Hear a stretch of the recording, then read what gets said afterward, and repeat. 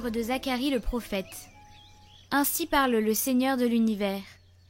Voici que, de nouveau, des peuples afflueront, des habitants de nombreuses villes. Les habitants d'une ville iront dans une autre ville et diront : Allons apaiser la face du Seigneur. Allons chercher le Seigneur de l'univers. Quant à moi, j'y vais. Des peuples nombreux et des nations puissantes viendront à Jérusalem, chercher le Seigneur de l'univers et apaiser sa face. Ainsi parle le Seigneur de l'univers. En ces jours-là, 10 hommes de toute langue et de toute nation saisiront un juif par son vêtement et lui diront : Nous voulons aller avec vous, car nous avons appris que Dieu est avec vous.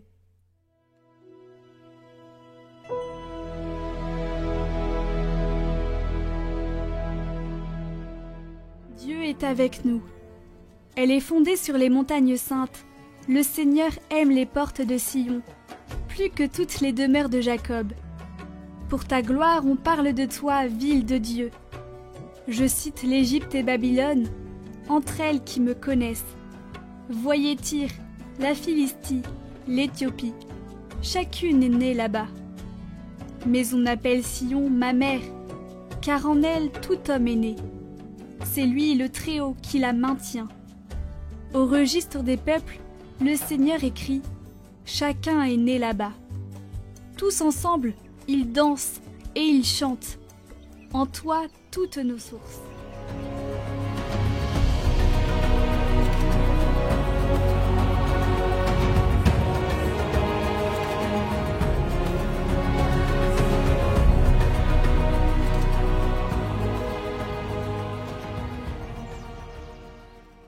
Évangile de Jésus-Christ selon saint Luc. Comme s'accomplissait le temps où il allait être enlevé au ciel, Jésus, le visage déterminé, prit la route de Jérusalem. Il envoya en avant de lui des messagers. Ceux-ci se mirent en route et entrèrent dans un village de Samaritains pour préparer sa venue. Mais on refusa de le recevoir parce qu'il se dirigeait vers Jérusalem.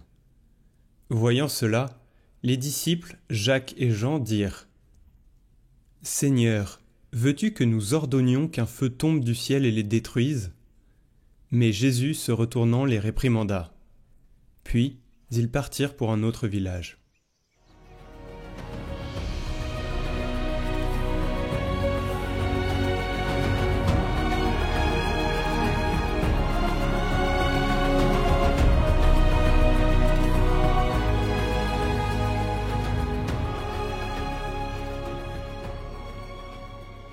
Le prophète Zacharie nous rapporte une promesse magnifique. Des peuples de toutes langues viendront dire aux fils d'Israël : « Nous voulons aller avec vous, car nous avons appris que Dieu est avec vous. » Ces paroles rejoignent le cœur de chacun. Nous avons soif de savoir que Dieu est avec nous. Non pas seulement quand tout va bien, mais dans nos fragilités, dans nos combats, dans nos moments de solitude. Le Seigneur est avec nous. La présence de Dieu est discrète. Semblable à cette douce paix intérieure que Charles de Foucault appelait la douceur du Christ. Pratiquer la douceur, disait-il, c'est croire que Dieu est vraiment là, dans chaque circonstance, jusque dans les épreuves. C'est résister à la dureté et à l'amertume qui ferment le cœur et choisir la tendresse qui ouvre les chemins de la grâce. L'Évangile pourtant nous surprend avec un épisode particulièrement désagréable. Jésus envoie ses disciples préparer sa venue et les Samaritains refusent de l'accueillir. C'est un rejet brutal et une blessure immédiate. Les disciples réagissent comme nous le ferions peut-être, en disant « Seigneur, veux-tu que nous ordonnions qu'un feu tombe du ciel ?» C'est presque drôle de voir leur excès, mais n'est-ce pas le miroir de nos propres réactions ? Quand quelqu'un nous ferme la porte, quand nous n'arrivons pas à être compris, nous rêvons d'un jugement rapide, d'une justice qui écrase. Mais Jésus se retourne et les réprimande. Il n'est pas venu pour frapper, ni pour détruire, mais pour sauver. Cette scène nous enseigne que Dieu n'est pas un Dieu qui punit à la première occasion, Il ne répond pas au refus par la vengeance, mais par une patience qui désarme bien des cœurs. Mais alors que faire de ces paroles dures que nous trouvons ailleurs dans l'Évangile, notamment dans Matthieu, où il y a la notion de grincement de dents. Je vous le déclare, beaucoup viendront d'Orient et d'Occident et prendront place avec Abraham, Isaac et Jacob au festin, mais les fils de royaume seront jetés dehors, dans les ténèbres. Là, il y aura des pleurs et des grincements de dents. Et cela est dit à 4 reprises. Cela ne dit pas que il y a une colère capricieuse de Dieu, qu'il va se venger de leurs actions. Mais les conséquences de notre propre fermeture s'illustrent par cela. Refuser la lumière, c'est rester dans les ténèbres. Refuser l'accueil du Christ, c'est se condamner soi-même à une vie sans source, à une stérilité intérieure. C'est comme si un arbre refusait de l'eau. Le refus des Samaritains n'a pas déclenché la foudre, mais il a privé ce village d'une rencontre qui aurait pu transformer leur vie. Alors voilà l'avertissement pour nous. Dieu ne force pas le passage, il propose sa venue. À nous de choisir, jour après jour, si nous voulons ouvrir la porte, si nous voulons le laisser passer sur le sentier de notre vie, pour le suivre, parce que ce passage, est comme une source. Et si nous tombons souvent, souvenons-nous que Dieu est toujours avec nous et qu'il ne nous juge pas comme nous pouvons le faire.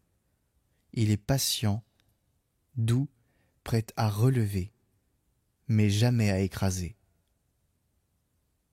D'ailleurs, au jour du même, il vous tend la main.